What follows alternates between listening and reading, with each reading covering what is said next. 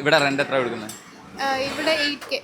കൊടുക്കുമ്പോൾ മനസ്സിനൊരു വിഷമം ഉണ്ടാവാറുണ്ട്. എന്തുകൊണ്ടാ വിഷമം വരാറ്? നല്ല ഫുഡല്ല, നല്ല സ്റ്റേ അല്ലല്ല, ഇവിടെ നല്ല ഫുഡും നല്ല സ്റ്റേയും. പക്ഷെ എന്നാലും 8K കൊടുക്കുമ്പോ ഒരു വിഷമം ഉണ്ടാവുമല്ലോ. 8K ആണല്ലോ റെന്റ്. Almost 15K. വിഷമം വരാന്ന് പറഞ്ഞാൽ ഏരിയ അനുസരിച്ചാണല്ലോ. നമ്മളെ ഓരോ ഏരിയകളും നമുക്ക് അതിനനുസരിച്ചുള്ള ഓരോ കാര്യങ്ങൾ ഉണ്ടാവും. അപ്പൊ പിന്നെ അതൊന്നും ഒരു പ്രശ്നമായിട്ട് തോന്നില്ല. 15K സ്പെൻഡ് ചെയ്യല് പറഞ്ഞാൽ അത്യാവശ്യം ഹ്യൂജ് എമൗണ്ട് ആണ്. എന്റെ റൂമിന് 13,500. അത് കൊടുക്കുമ്പോൾ ഒരു വിഷമം ഉണ്ടാവാറുണ്ട്. വിഷമമുണ്ട്. അത് ടോട്ടൽ 15 റുപ്യ വെള്ളത്തിന്റെ ഇതൊക്കെ പാടായിട്ട്.